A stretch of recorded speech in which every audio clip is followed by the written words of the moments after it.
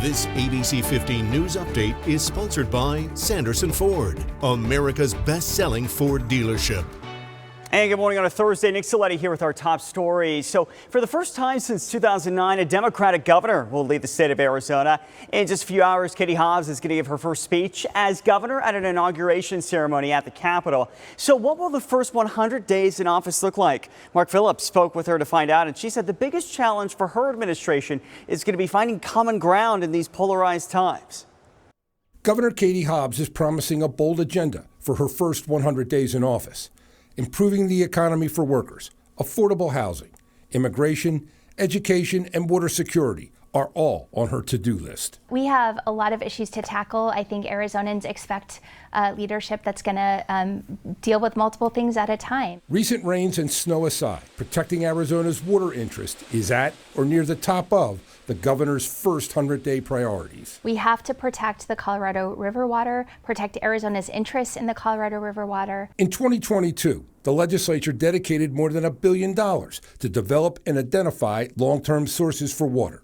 $200 million was set aside to help cities and counties finance conservation projects. The governor appears ready to open the checkbook. There's a lot of ways we can invest resources to do that. A lot of groups ready to put shovels in the ground to bring conservation projects to bear. Along Arizona's border near Yuma, work is underway to remove Governor Ducey's cargo container border wall, part of a settlement Arizona reached with the Biden administration in the final days of the Ducey administration. It's really unfortunate that this $175 million was wasted, because that could be used to actually provide services and support to those communities. The governor says she's preparing for the day Title 42, a federal restriction used to keep migrants from entering the United States, ends. We are going to be 100% focused on the needs of those border communities. I've already had conversations with the mayors of San Luis, Yuma, Douglas, Tucson, and talking about what they need. In December, Governor Hobbs met with House Speaker Ben Toma and Senate President Warren Peterson, both Republicans.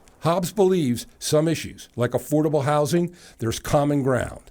But other priorities, like lifting the spending limits on public schools, will have to be negotiated. I'm optimistic. I have to be, because we have to get this done. Abortion rights was a major campaign issue for the governor. While she opposes the current law allowing abortions during the first 15 weeks of pregnancy, she may not expend much political capital trying to change it during the session.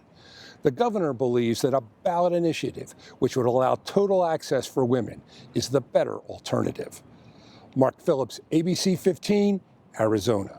And ABC 15 will have crews at the state capitol all day for the inauguration. We're going to carry the full ceremony live on ABC15.com and our ABC 15 streaming app starting at 10 o'clock this morning. Then we'll bring you team coverage at 11 on ABC 15. Be sure to tune in to ABC 15 this afternoon starting at 4 for a full recap of today's ceremonies.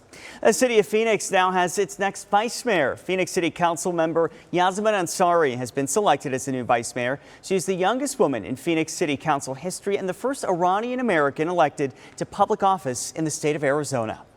All month long, we are taking action to help Arizona kids in foster care, teaming up with Arizona's Children Association to stock their Just For Me bags. Every $50 raised buys one Just For Me bag. So these bags go with kids as they enter the foster care system. They're filled with personal care items like diapers and wipes and comfort items like books and blankets. You can donate items at American Furniture Warehouse or donate online at abc15.com/kids.